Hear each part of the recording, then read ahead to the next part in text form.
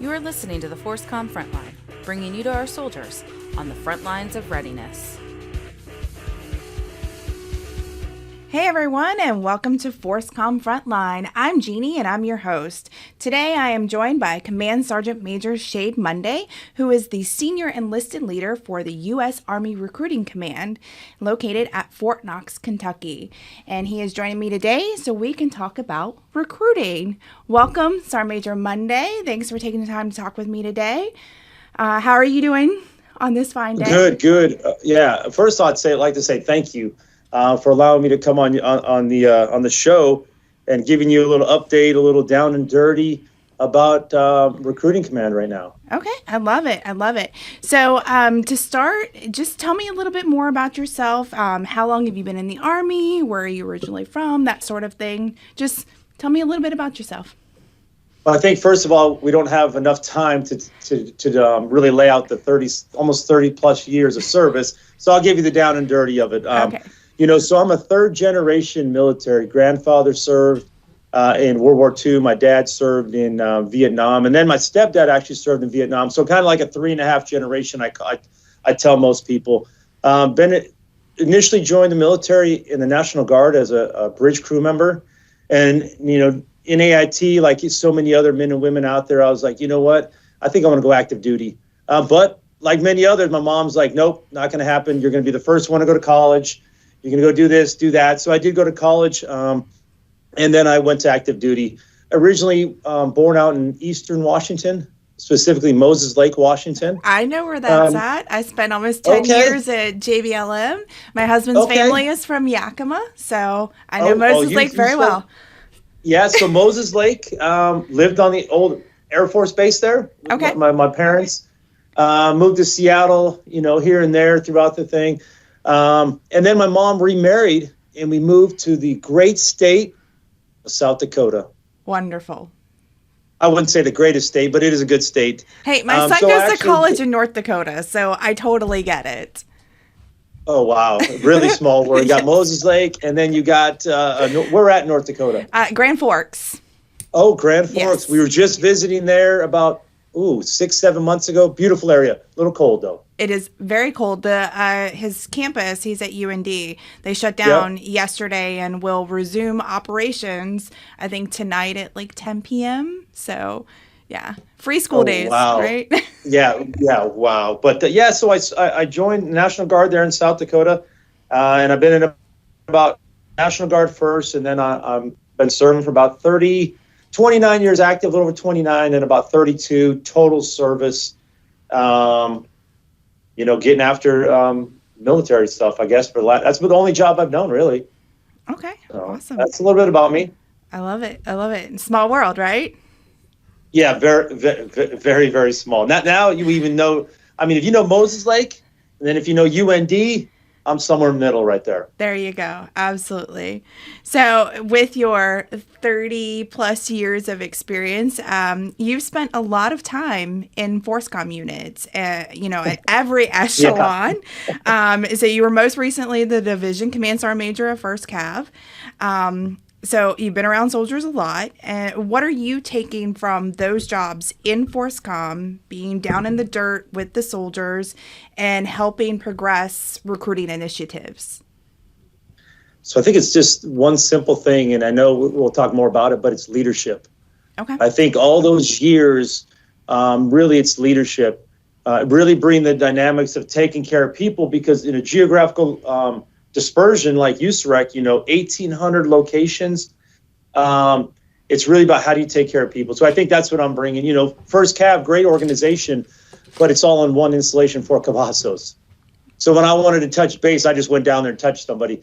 It's a little more challenging when you're thinking about Italy, Guam, Alaska. I mean, Moses Lake actually has a recruiting station there. And then Grand Forks has a recruiting station there too. So I think that's the biggest thing, though, is leadership. Okay, absolutely. And I know you've been the USAREC Sergeant Major for just shy of a year now. So you Just shy, like days shy. Just days, yeah. So, and you came on board right as they were launching Be All You Can Be, the new Army slogan. Well, I wouldn't say new, but like the new campaign with the retro slogan. And many would say that Be All You Can Be was the best slogan the Army's ever had. And how do you? It was the GOAT. It was the GOAT. It was the GOAT, the greatest of all time. So, how do you feel that the new campaign with the retro slogan is doing for recruiting? I think it's doing great. Okay. I think it. I might be a little biased. I definitely could be biased. That's how I joined. The old Be All You Can Be. I think we could all recite the commercials or the jingle. I think was what they totally call it. But it is doing great. Really, what I tell people, it just shows the Army has so many different possibilities.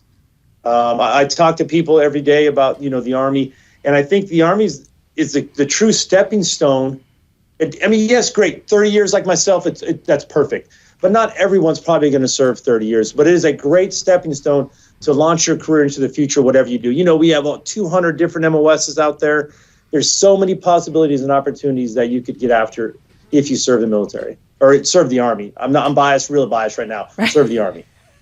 Absolutely. Absolutely. Now, you mentioned MOSs. So are there certain ones that the Army is looking more specifically at than others where we're hurting for recruiting? Yeah, of course. There is, we track all the MOSs, top 14, top 10. The one MOS we're always looking for, and I won't lie, we're recruiting is infantry. Always looking for infantry men and women out there. But every MOS is truly needed. So I always tell people, if you have someone that family members interested in joining the Army, talk to a recruiter. Based off skills, based off scores on tests, you'd be surprised what most men and women could qualify for. Okay. Absolutely. Now, I know you're biased, the Army, and recruiting, we all know recruiting is down in the Army as well as, across all of the branches. Do you think there's a specific reason for that, or is it a multitude of things, coming from, higher up in the echelon of recruiting? What do you see as the issues for recruiting? I think you are right. We are down compared to last year's numbers. We all know those numbers. But I will tell you, we're in a great place right now. We're actually on a higher glide path than we were last year. So obviously our recruiters are getting after it, and they're truly getting out there and finding these young men and women out there. But the true challenge is we're just like another corporation competing for that talent out there in the workforce. The example I would use, coming out of Fort Cavazos, the famous gas station Buc-ee's. You know what Buc-ee's is? I do know Buc-ee's. Right? So Buc-ee's is very competitive to the military, believe it or not. They're offering a lot of similar things that we offer. So I will tell you, we're all in a fight for this. It's really, I would say, the war on talent. But what we offer, obviously we have a lot of things, but there's also, it's just a challenge, I would say. The propensity to serve, about 10% is really propensed to serve right now. So that makes it a little bit challenging. Only about 23% between the ages of 17 and 24 are eligible to serve. That's just fully qualified.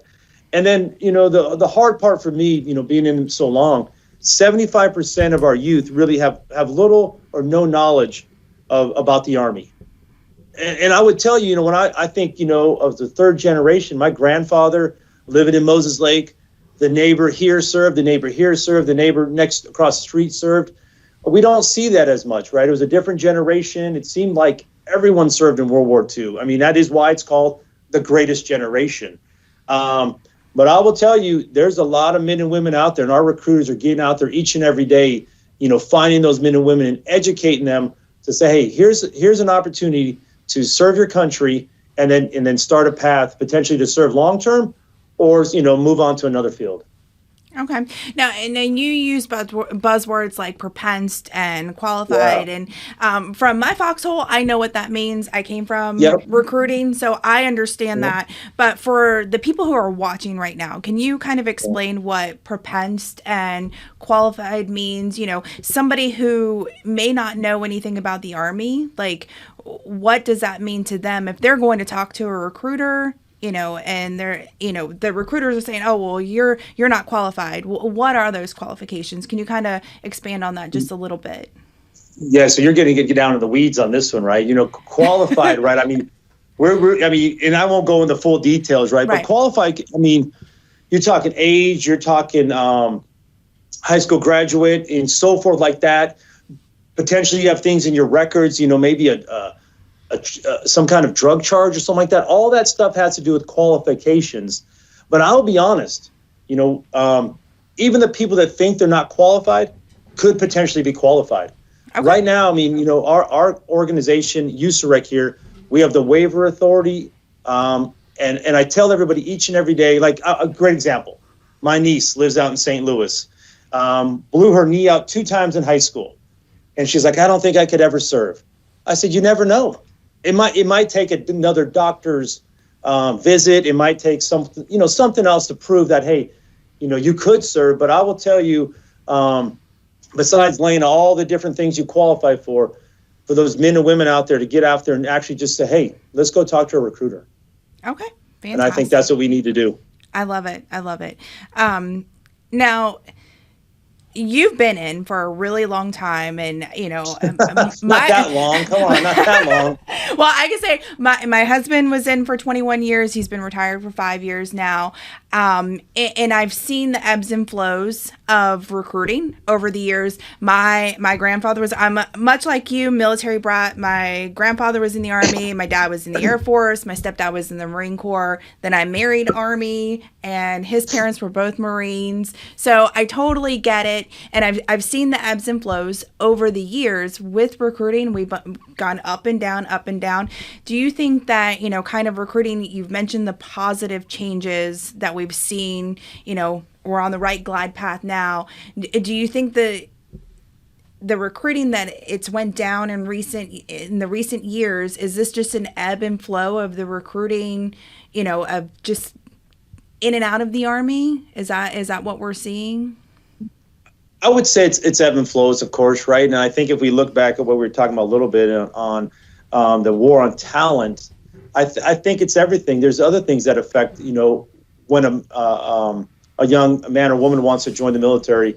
When you're talking about the economy, mm-hmm. Great example. When there's jobs out there, it is a little harder. I mean, maybe if I put myself in the position. If I'd say back in, in South Dakota, I went to the School of Mines and Technology. That's actually where I went to college at, down in Rapid City. So if I could have found a really good job, maybe I wouldn't have joined or went active duty. So I think everything kind of, impacts the men and women in a decision to serve, on our military. But the war on talent, I mean, there's a lot out there right now. There's a lot of opportunities in and outside the military. We just offer a little bit more, we offer a lifestyle. We offer, bonuses up to $50,000. Our salary is very competitive.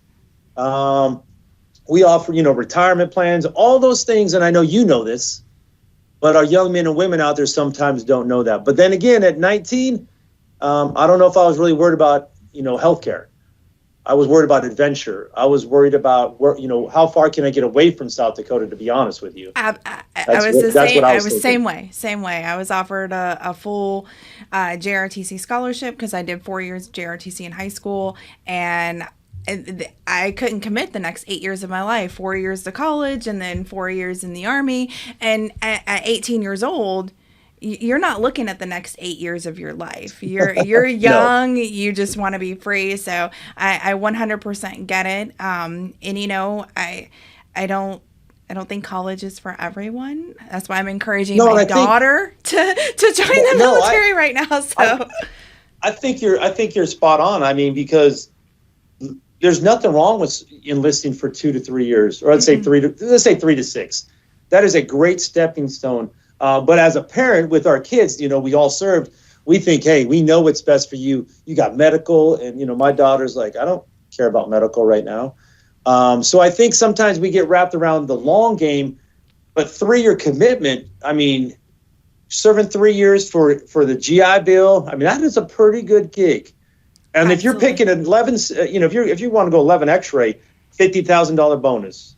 Wow. Plus some, all those different things out there. But when you're young, sometimes you think you don't need all that. But Now, I want to step back for a second. You said an 11 X-ray, $50,000 bonus. I know what that is, but can you explain what an 11 X-ray is and why it's important? So 11 X-rays are, 22% of our Army is infantrymen. Mm-hmm. So that's why, it's a math problem. But 11 X-ray, right? You're an infantryman that joins, and then out of AIT deciding on what MOS, what 11 series you're going to be. But because that's one of our MOSs that we're short, we've put $50,000 to that. Wow. That you signed up. That actually sounds like a pretty good deal right now with our economy. I'm like, am I too old? I think I am. Never too old. No, my kids because can there's join. a waiver. They're never too old because we can do waivers. It kind of goes back. You're talking about, I know, but you're talking about meeting the criteria. We do have an age limit, but I will tell you, we are admitting Craig Morgan, the country singer. Yeah, and now right? what's the age limit? So the age limit, 42. 42? Okay, I'm too old. 42 right now, right? I had to think about that. But the age limit, you never know if you got a skill set. So Craig Morgan, the country singer, yes, he had a skill set. And of course, he served before, but we waived him to come in the reserves. Obviously, he's going to bring, imagine him walking into your reserve station, and he's a famous country singer, and you can imagine what they're going to be like when he walks in, teaching him some good, things about music. Right. Absolutely. We've had a lot of famous people join the military over the years, so it's not unheard of. So absolutely. So I know we kind of touched on, we're making progress in recruiting and whatnot. Now, what does success look like to you, as we're moving forward? We're steadily going up, but we're still kind of falling behind. You're not completely meeting our numbers. So what are we looking at for, to be considered successful with the campaign? So I think success is based off what the secretary is asked us to get 55,000, right? 55,000, and then an additional 5,000 in delayed entry. That's our success. That is what they've asked us to do, and that is our goal in USAREC, to meet that mission. Simple. We could say a lot of other things are success, but that's the mission we've been given, and we're all up for it. And I have all the confidence and faith that we're going to make that mission. Awesome. I love it.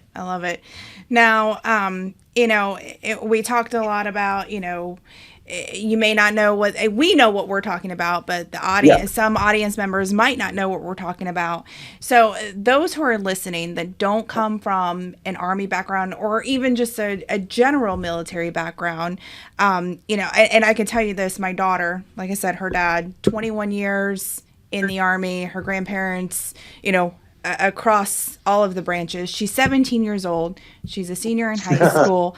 And I'm trying to convince her to go into the military of some sort. It doesn't have to be the Army. She's not like her brother. She needs a little bit more push in a direction for her life. There's nothing wrong with that. She is just not, a student. She's just not a college kid. She's more trades, things like that. And even she, growing up in the military world, doesn't 100% understand what the military is. We talk about bonuses, we talk about contracts, we talk about MOSs, which for those out there who don't know, military operational specialty is what an MOS is. And so she doesn't quite know what all of those things are. So what would your pitch be to those people? If you were talking to my daughter, what would you tell them about the Army and joining? And, you know, because she's on the fence. She doesn't know. She's talking maybe Navy, talking Army. Can I get her phone number? Oh, they're already hounding her at the high school. Your recruiters are all over her. Don't worry. We got her. Okay. But what would you say to somebody who might be on the fence, somebody like my daughter who's not sure what she wants to do? What would your pitch of, like, recruit me to the Army? Yeah, so first of all, I think I got same, you know, I have a 15-year-old in the house, and I have my other youngest one is 21, and I've been throwing the 21. The 15 acts like she doesn't know anything about the Army. The 21 acts like she knows it all. But my pitch to them, and even to your daughter, really is, it is a great start to the adult life. It is a great start, a foundation. It gets you out of your mom's house, your own money, right? And does she have a car? Yeah. Does your daughter have a car? Yeah.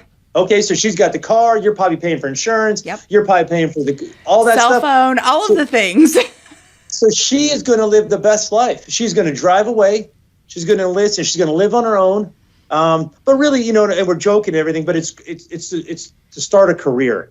Enables an individual to really find a purpose in their life. And you're talking about 200 different jobs, from culinary to STEM to public affairs. Obviously, you know, public affairs, you know, well, to mechanics. I'm an engineer by trade. All those things. And you are going to get paid. You're going to get 30 days of leave. Of course, we got healthcare. You and I can describe the healthcare to her.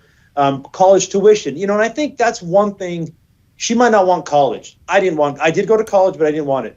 But a $50,000 bonus, you got college tuition while you're serving in the military, and then you have the GI Bill after. And then the GI Bill, you know, or the 9/11, we would say, now can be used for her kids. I mean, that's 20 for you. That's probably like 50 years down the road before she has kids. Hope so.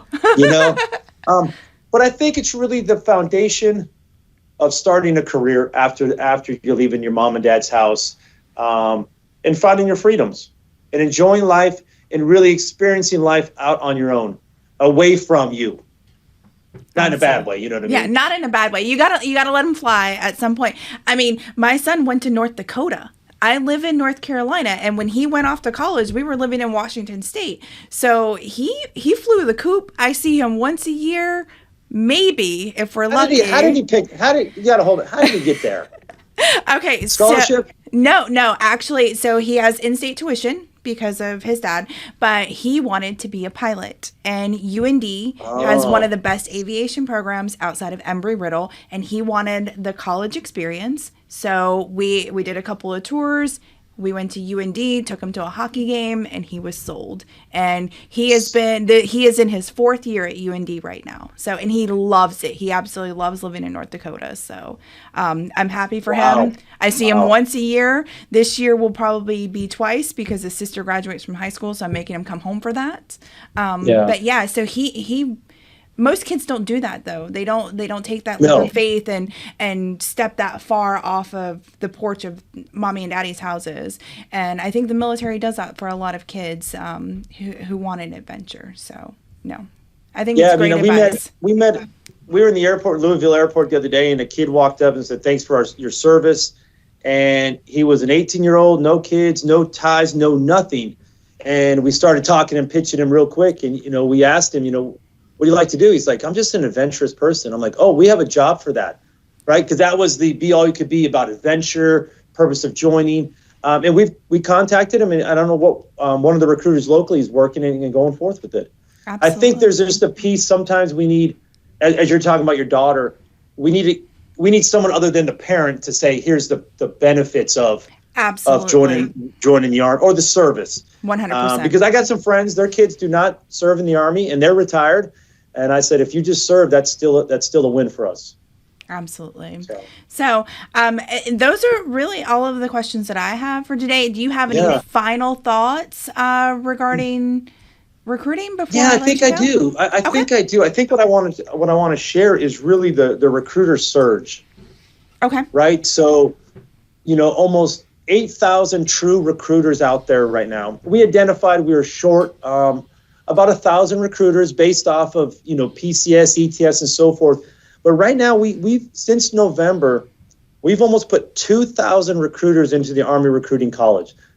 So, Fort Knox is booming, right? It's like a boom city right now. Right. It's hard to get a haircut. It's hard to get a lot of things, but almost 2,000 will go out there just to get after this year and making this mission. These are some of the most motivated NCOs out there. Now, with that, there's some incentives for them, and I'm not going to lie to you. This is the plug for any young NCOs out there. So right now, between November and beginning of April, and it could be extended, each recruiter that comes to the ARC, Army Recruiting College, gets $5,000. Okay, so that's not a bad little for a young sergeant out there. And if you're a sergeant, and as soon as you graduate the ARC, 8 weeks, you're promoted to staff sergeant. Wow. So you got a $5,000 bonus. Now you're getting that pay, say a couple $100 extra a month. And then for the staff sergeants in USAREC and the ones coming to USAREC, if they can put 24 contracts in 1 year, we'll promote them to Sergeant First Class. Wow, that's a good deal. So I don't think there's any other command out there doing this right now. And I will tell you, it's very impactful because, without USAREC, it's really hard to man the force. Absolutely. So I will tell you. And then we have meritorious promotions that, we can promote off meritorious based. There's a lot of incentives that are for the recruiters right now. It is a great time to be in USAREC. I'm not going to lie. If I was a young E5 back then, I'd have put my hand up. I'd have been running. I would have probably been knocking on the door like, forget HRC. I'm gonna come join the team. But I will tell you what's nice about it. Almost all these are volunteers. So they volunteered to come out to USAREC. And some will succeed, some will get promoted, and then they'll go back out in the force and really talk, well about USAREC and really, find their their replacement to come out here. But that's really what I wanted to talk about because, our men and women are doing a lot of great work out here, and it's challenging. 15 or about 1,800 locations, I would say, all around the world. A station could be 2 people, or it could be 20 personnel. It's one of the most challenging jobs out there, but it's also one of the most rewarding jobs. And from my standpoint, I've had a lot of great organizations. This is the greatest organization I've served in, but it's also, it is the most challenging, most demanding, because I'm sitting in this office a lot too, right? There is no soldiers to go check on. Right. And I also travel a lot. Like I said, went up to Minneapolis, we're up in UND in that area just a few months ago. And I was out in JBLM a few months before that, but this job is amazing. And I will tell you, I appreciate you taking time out of your day to allow me to come on. On behalf of Major General Davis and I, we appreciate all the support you and everyone else from FORSCOM and the Army is really providing to USAREC. Absolutely. Well, thank you so much. We're happy to support. I'm in charge of mostly community engagements. So I see a lot of our units, FORSCOM units, supporting recruiting events across the nation. So I'm happy. I know because you're a Fort Cavazos guy, the Houston Rodeo, they're doing some recruiting support out there this week. So I see a lot of things that we're doing to help recruiting because without you guys, we wouldn't have the soldiers in FORSCOM to train. And so we appreciate you guys and what you guys are doing out there from your foxholes. And I look forward to talking to some of your recruiters here in the next month or so. Yes.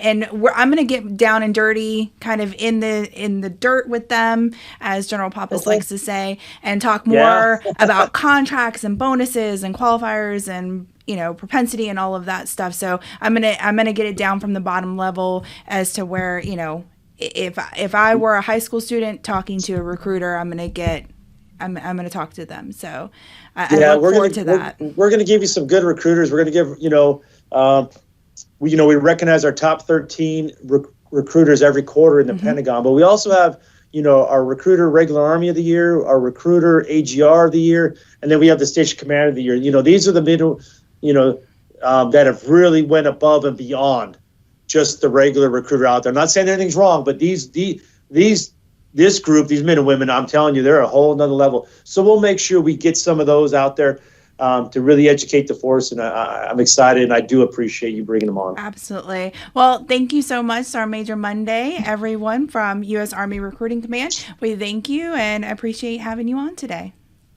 Thank you. Have a great day. You have a wonderful day, sir.